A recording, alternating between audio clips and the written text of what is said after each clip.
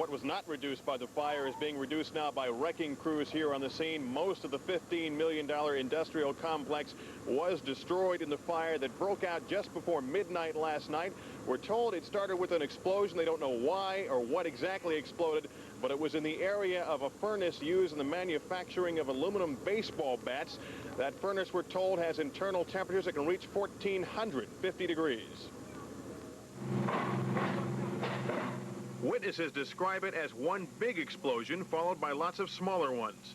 If it sounded like a war, then 150 firefighters were certainly on the losing side. The fire raced through 5 buildings in the industrial project, completely destroying 4 and sending hundreds of nearby apartment residents running for safety. I was eating a cracker, a late-night snack, and the whole place shook. And then I fell down and hit my head on the table. The explosion shattered windows in the apartments and sent aluminum baseball bats manufactured in the industrial park flying through the air, actually spreading the fire. When the smoke had finally cleared, the bodies of the only 2 employees who were inside the plant were found. In a building where the 2 victims were was the original explosion area. Well, over 100 firefighters were on the scene here from more than 6 different communities in the area. Their job was made tougher by the fact the sprinkler system in this complex was apparently knocked out in the initial explosion. That, coupled with low water pressure, made things very difficult. In fact, they had to pump water from the nearby Passaic River. This complex employed about 250 people in 15 different businesses. The largest business, that aluminum bat manufacturer, was not badly damaged. At least their assembly line was not badly damaged. Owners say they will rebuild and will get things back online here quickly. In fact, they say they won't have to lay off any of the employees in that aluminum part of the project. That's the situation right now. Carol and Jim, back to you. Thought a bomb or an earthquake had hit the neighborhood. What it was a powerful explosion and fire that ripped through an aluminum manufacturing plant.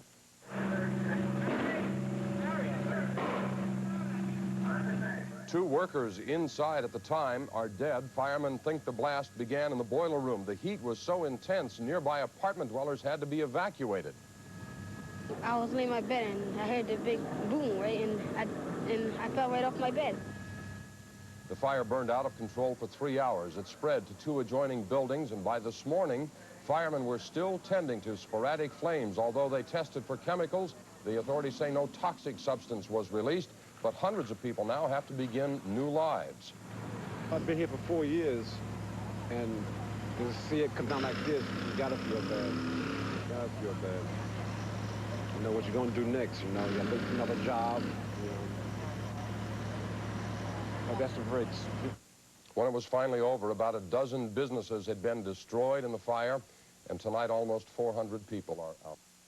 After midnight, the roaring fires spread to other buildings in the industrial complex. Some nearby residents had to be evacuated in the middle of the night. Larry Menti reports that it took more than 5 hours to bring that fire finally under control. It was a fire that made night seem like day. A fire caused by a midnight explosion at the Airlight aluminum factory that shook homes 2 miles away. Residents of homes any closer than that thought they were at war. I looked outside and I saw a huge mushroom cloud in the sky, and I thought it was a nuclear attack or something. You know, in this day and age, you never know. It looked like a big waterfall just coming right over the building.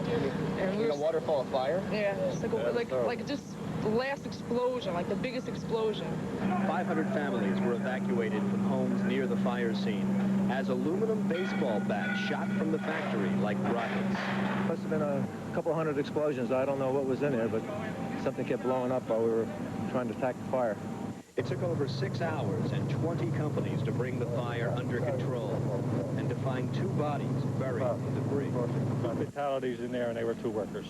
Possibly working on a furnace, or one working on a furnace and the other doing bookwork. So they were very close to the explosion? They were killed in the initial explosion. In all, 10 businesses were consumed by the fire, and 250 workers will be out of work for some time. The cleanup in Kearny could take months. What you see behind me is $15 million worth of damage. How did it happen? Well, right now, fire investigators say they aren't sure. They think the furnace blew, but all of the evidence and the 2 men that could tell them for certain were lost in the explosion. Reporting from Kearny, New Jersey, Larry Menti, Channel 7, Eyewitness News. Overseas,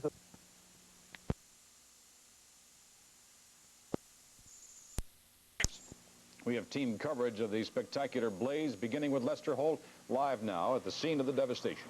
Well, the situation now is a lot different than it was this morning. The building is only smoldering, a few flames visible, but that is no longer the concern. The concern here is getting telephone lines back up and destroying what is left, more or less a shell of a building here, and getting the debris hauled away.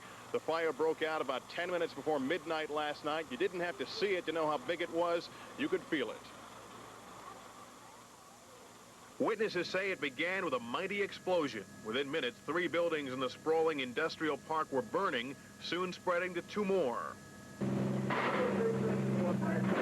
Like boom, boom, boom. It just kind of like a big explosion. By dawn, the fire had been controlled, but not before a number of businesses, including an aluminum baseball bat company, had been destroyed. Also at dawn came the discovery of 2 charred bodies in the rubble, the only 2 night shift employees known to be inside the complex when the explosion happened. They had to be killed instantly. Because when we got here, our fire station is approximately 6 blocks from here. We felt the explosion in the fire station. It rattled the building. Fire officials have pinpointed the spot of the initial explosion to a boiler room at the rear of the industrial park. That is where the 2 victims were. One of the victims was identified as a 42-year-old furnace operator. He was my friend. He worked for me, but he was my friend.